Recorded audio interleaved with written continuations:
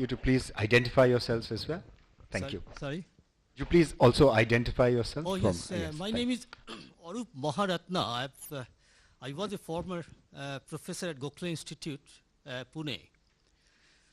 Well, I have one very sharp and very specific question to Mr. Ahluwalia. So what I gathered from your excellent lecture as ever, I mean, I'm a deep admirer of all the orations throughout my life. I've never, whenever there is a chance, I listen to you, not physically being present or whatever. Now, would you agree with me that whatever you said could lead to a situation whereby the title of this conference could be Development for Jobs? Thank you.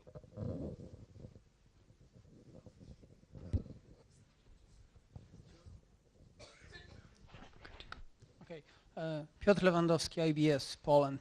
Thank you very much for this speech. I thoroughly enjoyed it, and I really liked how you started when speaking that the repackaging of the narrative, let's say, of the developed countries from growth to jobs. I agree that it's a PR or marketing move, but I also think that there is in this marketing a lot of let's say attention paid to outsourcing as the reason why the European countries and the US are struggling with job creation these days. But at the same time, I think that when you look at what really happened on this labor market is that also technology has not really helped these countries. Technology in the form of the current technological progress with ICT is a little bit different than inventing the steam power machines back in the days, because it looks so far that it kind of substitutes labor to a larger extent than just changes the nature of jobs.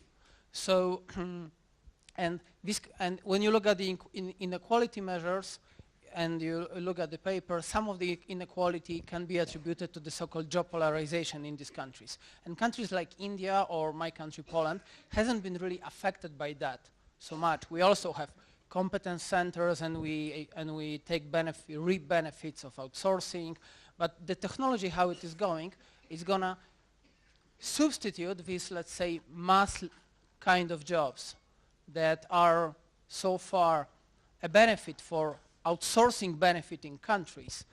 And I think that is also a challenge that we have to think about. How we can manage also the entry on the labor market for wide groups of people who might need very high skills to take advantage of this technology and might end up overskilled for some work which is being left by the technology in 5, 10, 15 years. And I know the comment is a bit too long, but I would like to ask if this is something which you have as a thing to worry about here as well.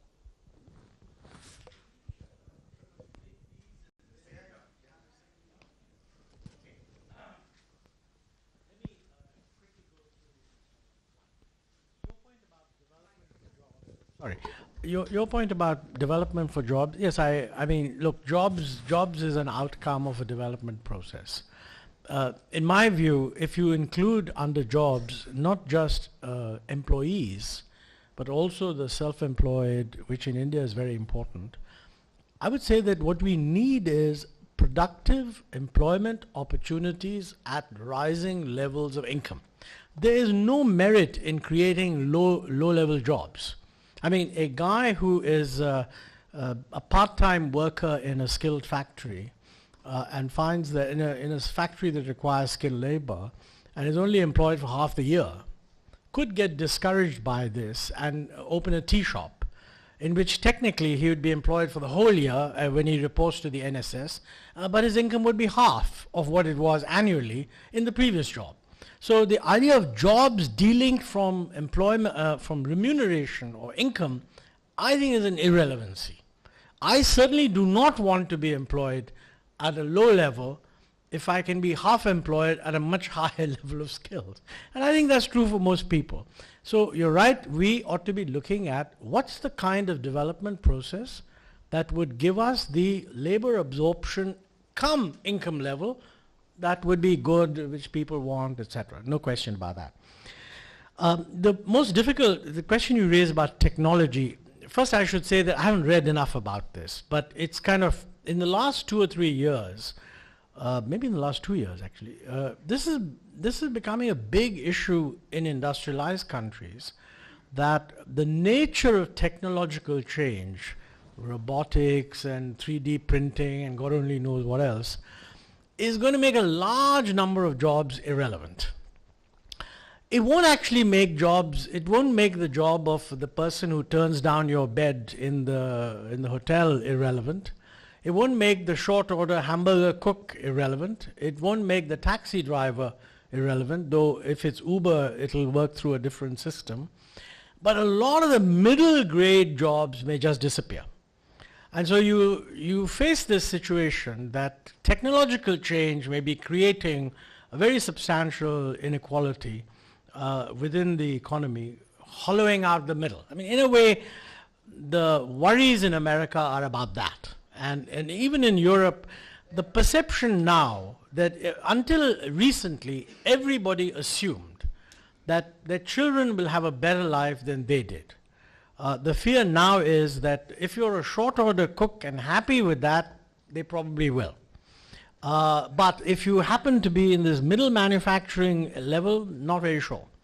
Unless they can get into that very skilled group, but that's not going to absorb that many people because the world can't absorb that much of the output they produce. That's a real issue.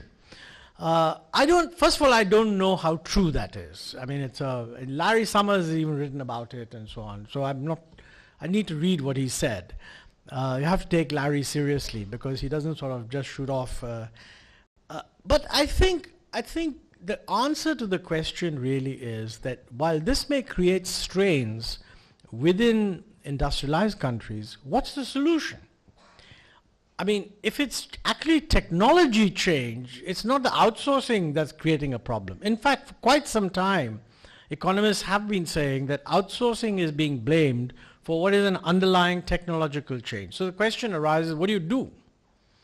Well, I mean, one view is that you adopt a lifestyle change approach. You kind of have better social security, you have internal redistribution, you have more progressive taxation, so that essentially people will go to universities for longer as a consumption good, etc., etc., etc. And certainly the difference between Europe and the United States is very clear in this respect. I mean, in the US, if you don't have a job, then basically you feel there's a huge loss of everything. In Europe, if you're actually being subsidized by the state, you still have a good life. I mean, Isha and I went to, I must share this, it was a lovely conference in Provence, Aix-en-Provence. And one of the things that they did for the conference was a terrific orchestra, a ballet performance. So we went to the ballet, and when we went in and we sat down, both the stage hands, one of the people acting and one of the people in the orchestra walked up with a black band on their sleeve, and I mean the organizer was a teeny bit irritated, but he said, look, they would like to make a statement. So they made an extremely civilized statement, and they said that, look, in France, the state actually pays artists to work, not to work for half the year. In other words, they cover half the year at a certain rate, and you just have to get employed in the theater and other things for half the year. And the protest was that the state was not raising the rate of remuneration for the period that they're not supposed to work on an adequate level. But very civilized, and then they said, thank you for listening to us, and now we hope you'll enjoy the performance. And then we did enjoy the performance. So, this is inconceivable in the United States. So point is, if technology is going to make it possible for a small number of people to produce a hell of a lot of goods, then the system must redistribute in many ways so that there is social balance. I know that's not a kind of answer that will make for a publishable article in one of our economic journals, but it does bear some thinking about. But really, I haven't read enough on the literature there. I'm more concerned, really, that it should not lead to knee-jerk reactions, which would actually impede the process of globalization, in which large numbers of emerging market countries are able to latch on to a global supply chain. The danger of that happening is not actually small, and well, that's my only comment. Green, you said, is green growth sort of accepted? And you said that there's some resistance and so forth. You know, my impression is that, particularly with the latest report, the fifth assessment report of the Intergovernmental Panel on Climate Change, I think people are aware that simply not doing anything is going to be disastrous for the world. And I think they're also aware it'll be more disastrous for us than it will be for Europe. I can well imagine that in Norway, it might actually make the climate a lot more pleasant in the sense, and Canada and places like that. The real problem is what do we do about it, okay? Now, 10 years ago, the general assumption was that, you know, it's not our problem, we didn't cause the problem, they caused the problem, we carry on developing, they can't force us to do anything anyway, etc., etc. That has changed. I mean, the government of India, for example, some years ago, adopted a national action plan for climate change, which has 8 components. Some of them are mitigation components, some of them are adaptation components. Obvious mitigation component is solar energy, so renewables, wind and solar. So we're doing something. The problem, and you're right, some countries don't seem to care at all. I mean, Canada, Australia, the United States didn't ratify the Kyoto Protocol, but they're now talking about putting in some. So it's a mixed bag. I think the real problem is that will we get to a globally agreed solution? I think this is a classic case of externalities. I mean, if there are a lot of negative externalities, then rational decision making will lead to less investment in preventing these things from happening than would otherwise be the case, because the benefit of your investment goes to the whole world, just as the benefit of other people's action comes to you. Hence the Lima conference and COP21 and so on. Now, I'm not particularly qualified to judge whether that's heading to a success. I think on the issue of distributing the burden, there are huge uncertainties. But it looks to me for the first time that the bottoms-up approach, in which everybody will at least say, I'm doing something, with some reference to equity. I mean, we will say, well, look, we're doing something, but you ought to do more. And actually, the industrialized countries won't dispute that. The question is, how much more? Progress is that 3 years ago, the developing countries were taking the view that there should be no obligation at all on developing countries under the common but differentiated responsibility, blah, blah. Today, there's an acceptance there's going to be a bottoms-up approach, but there's also money and this and that and the other. So the problem really, again, this is not a subject I'm really knowledgeable about, but I'm interested in. I've talked to a lot of people. What they tell me is that the good news is that a lot of countries that earlier didn't want to act are acting. But what the global community is doing as a whole is 1/3 of what is necessary to reach the 2-degree increase, limiting the increase in global temperatures to 2 degrees centigrade above pre-industrial levels. So the good news is there's progress, and the bad news is it's not nearly enough. But you know, these things develop over time. Maybe when the global crisis eases a bit, maybe when the West sees that a lot more is possible, they themselves will change their position. So, but it's not, I do think there is some good news, but it's really not nearly enough.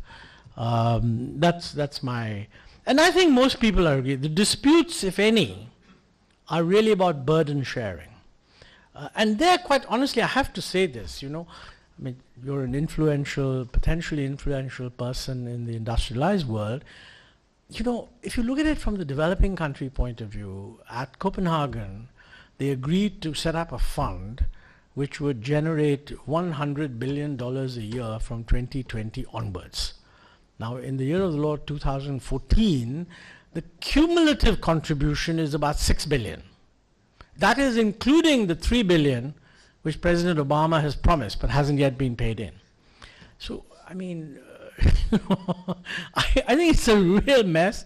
And the main thing, I think, is not to get into a blame game, but to mobilize all the good people on all the different sides to say, listen, let bygones be bygones, but let's see what's a workable arrangement. And I just hope that, you know, when the global economy looks a little better, people will realize that, and frankly, money spent in the industrialized countries on creating the sort of capacities needed will actually flow back to industrialized countries in terms of technology payments. You know, so it is, there's always some win-win. And now labor laws, which is what you raise. Let me first say my prejudice. My prejudice is that our labor laws are too rigid. That is not, I'm not at all saying that we should go for hire and fire. Between hire and fire, some kind of a dream pre-Adam Smithian world of labor, pre-Adam Smithian, because I think even Adam Smith had some notion that, and an overly regulated system that simply doesn't allow anyone to function, there has to be a huge middle ground. One of the areas was amending the Apprenticeship Act. I think that's happened. The Rajasthan government has amended its labor laws in a particular way to relax some constraints. The government has recommended that for presidential assent, and I think the presidential assent is now in place. So Rajasthan now has labor laws that are more flexible than elsewhere. Now my guess is this is going to work competitively. I mean, I think Haryana had also recommended this. I don't know whether that has received presidential assent, and I don't know whether they are exactly the same. So I think there is now a perception that there should be change. You know, the government for many years used to take the view, official view was our labor laws are too inflexible, but we must build a consensus.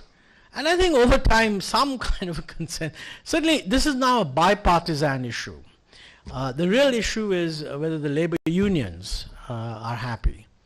But you know, the unionized labor is 3% of the total. So quite honestly, if the substance is correct, that shouldn't matter. However, having said that, let me say that Pranab Bardhan, a very distinguished economist, recently wrote something saying that he believes that our labor laws are too rigid. But he doesn't believe that changing them will make a difference because he believes there are lots of other things that are important. Now this is where, you know, I mean, if the labor laws need to be changed, let's get Pranab to support that and then mobilize to get all these other things done. Otherwise, we'll just be trying to do some things and not other things. Santosh, I know you had a question. We'll come to you. Santosh. Santosh Mehrotra. I'm a professor of labor economics at the Jawaharlal Nehru University in New Delhi. I have a comment and a question. My comment is about how many jobs need to be created relative to the number of people joining the labor force. And this is something about which there's a lot of myth around. And I'm glad Dr. Ahluwalia spoke about it in the context of a demographic dividend versus a demographic nightmare. You know, many relatively innocent people have spoken about the need for creating 12 million jobs per annum. That's what India needs to create. Now, this is a myth, because that's not the number of people joining the labor force. It's not 1 million people a month. It's not 30,000 jobs need to be created every day in our economy. This is a myth that arose from national sample survey data between the year 1999-2000 to 2004-05. Since then, the number of people joining the labor force is much less, and we've estimated what is the number of jobs that would need to be created to absorb those joining the labor force, and that's no more than 5 to 7 million per annum. And this is critical because actually, as it happens, over the last 12 years, well, the 12 years for which we have data, 2000 to 2012, the Indian economy has generated non-agricultural jobs at the rate of 7.5 million per annum. So clearly, going forward, it looks relatively optimistic. They may not be manufacturing jobs.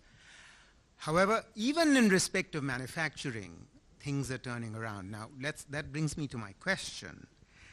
You know, the 12th plan, Dr. Ahluwalia, speaks about the need for, it has the target of creating 100 million jobs in manufacturing between 2012 and 2025. I think I managed to push that to 2025 as opposed to 2022, which is originally what was being intended. But what's your view on this? Do you have a feeling that we might achieve this or not? Let me tell you my own predilection in this regard. You know, the interesting data that emerges post 2009-10 from NSS is that, you know, within a matter of 2 years, 9 million manufacturing jobs were created. In other words, just in manufacturing, 4.5 million per annum. And those were all created in the unorganized sector at the lower end of the productivity range, not in the organized sector so much. So that, you know, it's highly likely that this trend is going to be sustained for the following reason, that there's a new demand from the new non-poor, because the number of poor declined by 140 million between 2004-05 and 2012, unprecedented in the history of India. So, you know, these are people who are now demanding, you know, processed foods which are manufactured, garments, textiles, mobile phones, furniture, leather. This kind of demand is likely to be sustained. Perhaps the demand, and hence the jobs, are going to be, again, increasing in the unorganized sector. Do you think that's the way forward, or do you have some other more optimistic expectation? Do you want to take this right away? Or it's a very complex question, so it's probably better to... Yes. This is what I call a trick question, because Santosh knows that most of my information on the data comes from stuff he gave me earlier. So you're going to trip me up as I answer these questions. No, I agree with you that, first of all, these questions about number of jobs to be, they're quite nonsensical, actually. If you go back into it, it's somebody put something in a speech, and then it became, and it's put in the speech on the ground that somebody says 2% growth of population, which is wrong. It's much lower, but then they say maybe labor force, whatever, and multiply that by 450 million people, and you get a certain number of jobs, and then you put in some for the backlog. The problem with all this, in my view, is there is no merit, particularly, in creating 9 million lousy jobs. I mean, the name of the game, I would say, is an outward shift in the demand for every kind of labor. Okay? Now, I think you're making a very important point that if the growth process is genuinely inclusive, which I think at least up to 2011-12, I mean, I've always said, I've now conceded by many people, that while there are many deficiencies, particularly in the delivery of public services, health, education, etc., incomes have been rising in every, at least real consumption has been rising in virtually every decile. So what you're really saying is that the demand pattern that is generated by an inclusive growth is going to be for somewhat simple manufacturers, which at the moment are being produced in the unorganized sector. The real question is that will that continue? Or if, for example, in 10 years' time a per capita income doubles, then many of these things will be produced by more organized units, especially if labor laws have been changed, which make it more possible for units to move upward. There is a problem here, you know, for example, we all celebrate, and I mean, I share that view, that the government of Rajasthan's raising of the minimum level at which Chapter 5 or whatever of the Industrial Disputes Act, you know, about closing down a unit or ending firing excess labor begins to operate, has been raised from 100 to 300. But actually, if you look at the concentration of companies, they drop off after 50. So this is Bardhan's point, that, you know, it's simply not true that the labor thing is the dominant constraint. That's not to say there isn't a constraint, and I'm glad that we're getting this done. We need to find out what is it that will make many more of our so-called small units into larger units. By the way, the flip side of that coin, which I think, again, you should ask MPs, are you quite happy with 1/3 of the existing small-scale units shutting down and their space being occupied by the other 2/3 who will expand? The general view would be, yeah, this is too difficult. I think everybody should expand. And if everybody expands parallel, then we'll get your result at low levels of productivity. My guess would be that, and this is an example of the structural change issue that I talked about. We should be clear, what is the structural change we want? If you look at the structure of Indian industry, the biggest difference between Indian industry and other emerging markets, we have quite a lot of good firms at the top end. This guys hiring more than 500 workers, etc. We have a virtually empty middle. I would think we ought to have 3 times the number of companies that we do, employing between 100 and 300 workers. For us to do that, the existing fellows below 100 need to be dropped to whatever, 20% or what they are. And many of these other guys, not that they won't have jobs, they'll become employees. But if you were to put that proposition, again, ICRIER should interact with politicians.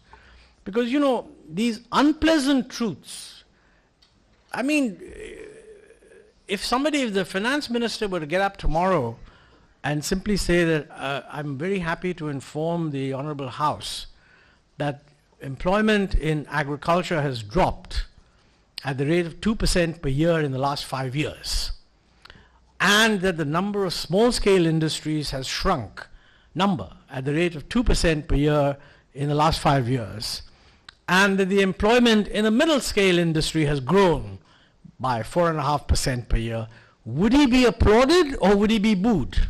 Now, I regret to say that, you know, we haven't created a sufficient awareness of these issues to be sure that he would be applauded.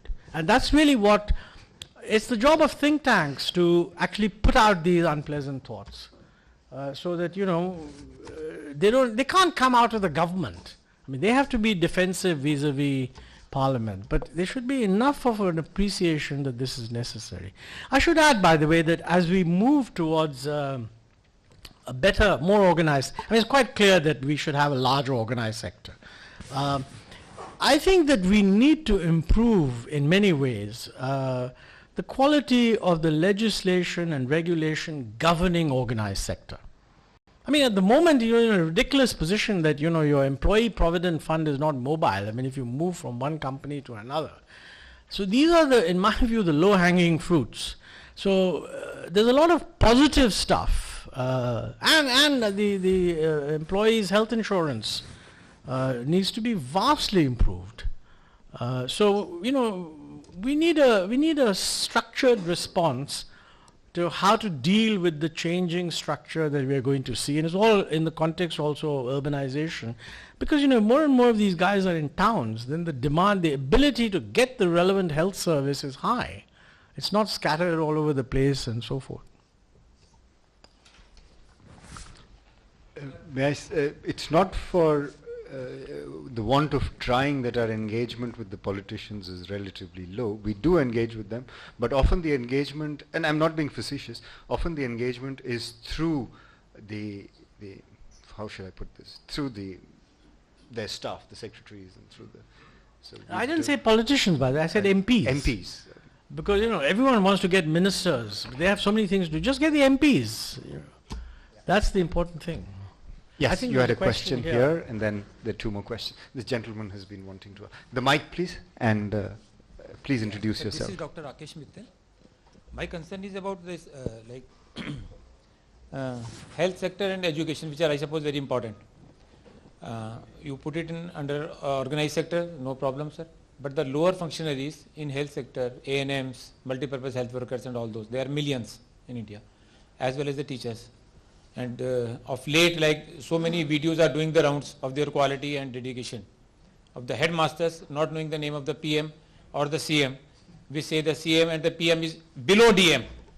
Or the like. But you know, as long as they know the names of the students, surely it's not necessary for them to know the names So of PMs and what is CMs. the, name of the day today? Shanivar. Okay. What is that? Friday. So my thing is, sir, whether we should go for just simply employing the persons just for the sake of the number, or some quality control, because they are going to produce so many students, future leaders, future employers, stakeholders, and so many things. So Yeah. No, I mean, I think you raised some very valid points, and I'll give you a very quick. It isn't actually directly connected with the theme, except in the sense that should we just employ these guys because we need them? I agree with you. There's an enormous amount of empirical research that has accumulated, which says that, you know, hiring both teachers and medical people at public sector salaries, but in an environment where accountability cannot be enforced, is not leading to any good results. I think you should read Amartya Sen and Jean Drèze, the India and Uncertain Glory. Amartya is normally associated with being very gung-ho, that we should, and he's right, we should do more on health and education. But this book brings out very clearly the dysfunctionality of a lot of what is being done. So they recognize this problem, and then they say, well, what do you do about it? I mean, look, in many schools, for example, I think the salary being paid to a teacher as a multiple of our per capita income is much higher than in many other comparator countries. Okay, the salary is in many cases 5 times what is a market rate for someone performing the basic function. And so most of these guys just get employed and subcontract their work to some casual fellow to whom they pay 1/5 of their salary.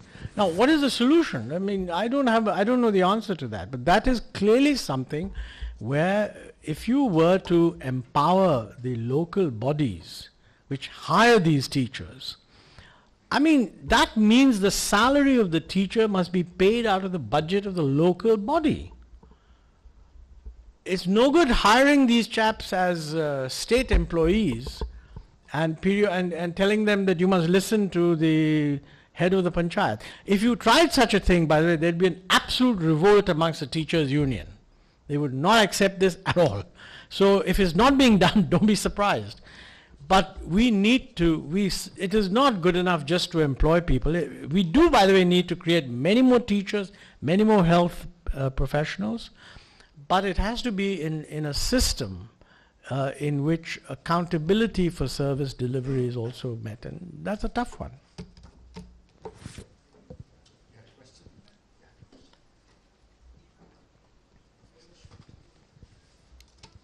My name is Smith, but I'm not Adam Smith, but just Günther Schmidt from Germany.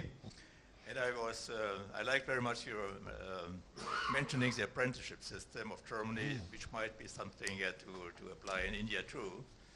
My question is very simple. First, in a polite form, where do you consider the main barriers in India to implement an apprenticeship system on a broader level?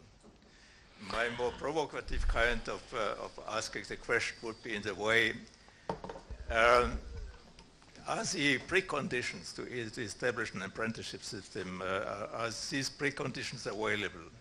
For instance, basic education of high quality. Employers do not like in Germany, and this is a crisis in Germany. That's a paradox. All around the world, Germany is taken as a model for apprenticeship. But in Germany, we discuss right now, we should even abolish the apprenticeship system because it has serious flaws. One flaw is that there's a lack of apprenticeship places because many employers do not like anymore to hire apprenticeship because they are lack of basic qualifications in terms of communication, languages, mathematics especially. So this is one precondition. Another precondition is, of course, that the government steps in as a co-financing partner to provide the basic infrastructure, teachers, the schools, and things like that. Another precondition would be a good basic structure in manufacturing.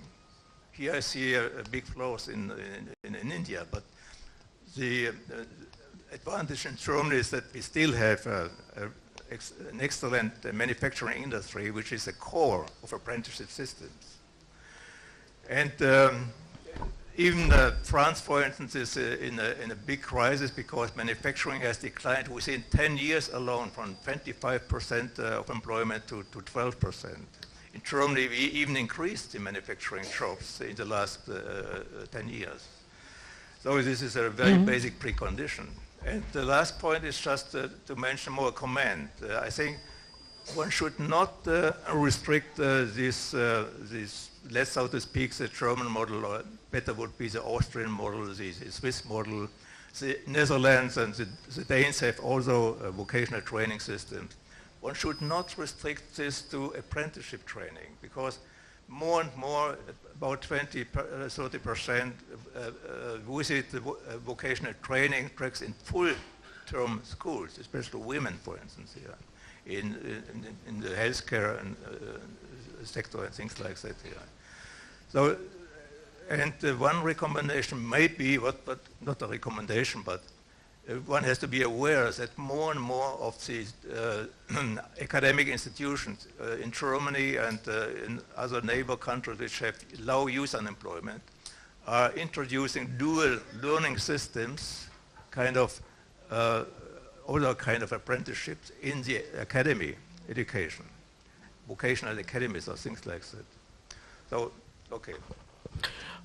Let me, last question? All right. Yes, please.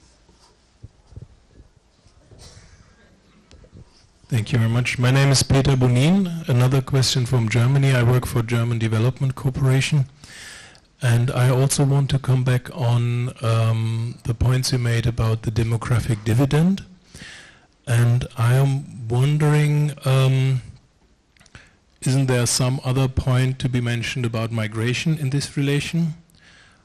So far today I've only heard about measures to be taken on national economic level, and simply maybe take it as a little commercial break for our first session tomorrow morning. I would be curious to have some orientation from your side also on this connection. I actually expected some when you advertised there will be you will mention structural changes needed. I was expecting it. There might be something related to the migration issue as well. So maybe you can give us some orientation on that one. International migration or within Sorry? the country? Let's put it on international. Okay. Okay, let me do that in reverse. No, you're certainly right that migration is important. We need a lot more knowledge about how much internal migration there is, and one can expect that there'll be more of it. So on the international front, of course, since we're a poor country, it has to be to the advantage of Indian labor if other countries sort of offer them attractive jobs. So I don't go into that in the sense that that's consular issues are the one things that are solely the responsibility of countries. And if countries actually feel they need it, they'll do it. And by the way, those that don't will suffer competitive loss. But so I haven't focused on that. It's certainly a legitimate point. The internal migration issue is actually quite important because the demographic dividend is now largely in the north, and a lot of the development of activity and investment, etc., is in the south. And if there is a corresponding migration, that will have very profound structural, social, and other impacts on the politics of the country, actually. But again, I think this is something you need more information on. The Indian data do not adequately reflect, I think, the amount of internal migration that takes place. If you look at the census, the number of people that are deemed to be migrants is ridiculously low. Whereas everybody knows that if you go to Chennai and you want a construction worker, he's either speaking Hindi or Oriya. And much the same thing is true in many other parts of the country. So our data is not good there. But I think it is an important thing, and I miss that. So I would add it as one of the structural factors that we have to look at. You know, on the other question on apprenticeship, and I think you very rightly made the distinction between apprenticeship and training, because the two are quite different. Of course, I mean, I'm quite happy to add the Austrian and the Swiss model, but Germany has your brand image here is too strong, so if you're going to mention some name, invariably Germany will be there. I have to tell you, by the way, that I went to a German sort of vocational training institution, or small thing that was set up in Karnataka. I was very impressed because these guys were training our fellows to become welders. But they were not training them by having electric arc furnaces using huge amounts of electricity. They had brought in simulators. So there were these kids, and they would be given whatever strips of metal, and they put on a little helmet which made them see into a TV screen what would have been happening if they really had an electric welder. Sparks flying and all the rest of it. And no sparks were actually flying, but the computer was able to judge whether they did a good weld or they didn't do a good weld. And I was quite impressed by that. And the guy told me that, you know, the saving on electricity, this goes back to green growth, is enormous, because otherwise chaps are wasting huge amounts of electricity in learning, whereas this way 80% of their learning is on the simulator, and then just for the last semester they actually do some welding. The second story, that's even better, I think, in some ways, is that the machine that they got initially was obtained from Germany and was imported at about 65 lakhs. One of these companies in Bangalore then said, well, we'll manufacture this for you for 15 lakhs, which they did. And the instructors who were managing the show said to me, it's just as good. I mean, it was quite interesting because it gives you, the guy holds an equipment which weighs exactly like a real welding equipment would do. It's just that nothing, if you're outside, nothing's happening. If you're inside the helmet, all sorts of sparks are flying and welding is taking place. So lots of very good, I think we need a lot more of this. You know, one of the problems in India is that our educational system is biased against anything that brings useful skills.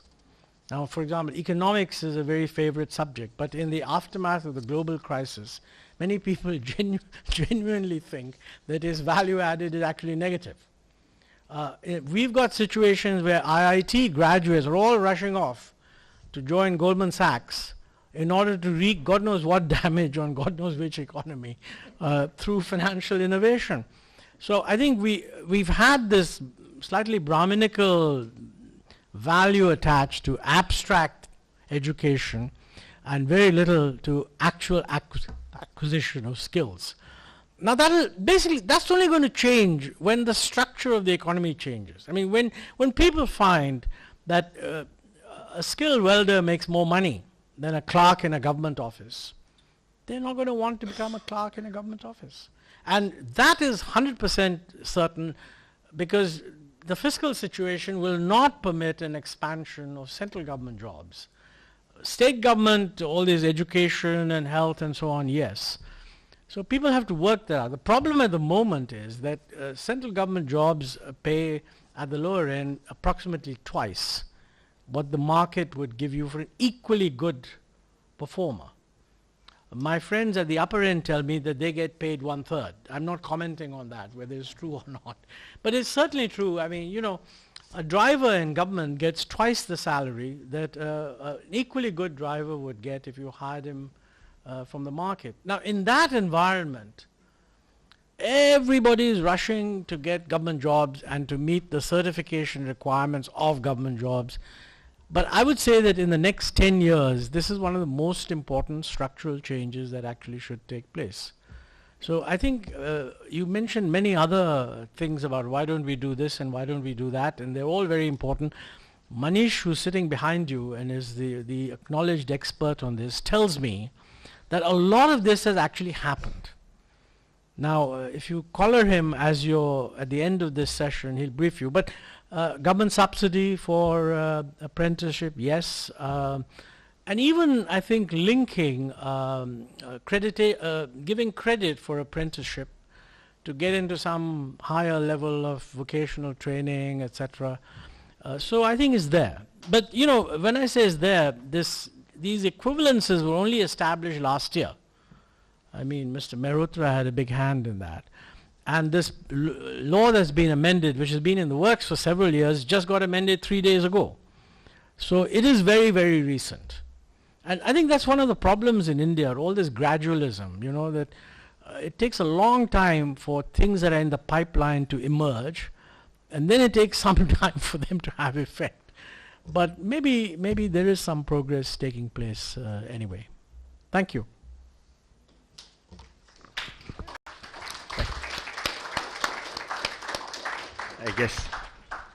I guess there are no more questions. So I think this talk, this interaction with Montague has capped off a wonderful day, I think. This is just the perfect denouement for the entire day of discussions that we've had. And I can only say that every time that Montague comes here, we have a very enriching session. And I'd just like to reiterate a point that Professor Orup just mentioned, that he traveled far and wide and long distances to hear Montague speak.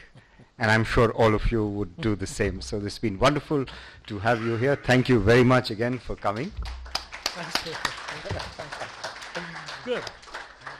And you're all invited for a well-earned dinner. I'm not sure whether you'll get drinks, but you'll certainly get dinner.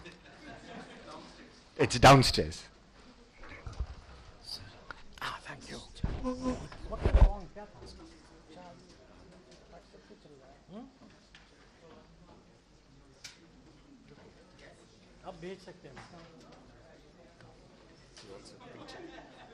Picture. Shake hands. Yeah, very good. Thank you. Thank you. Only That is thing really you learn in 10 years of government is how to get photo opportunities. Oh, what is this? I don't Goodie or just a program? I don't know what. But this is all coming from the World Bank. I mean,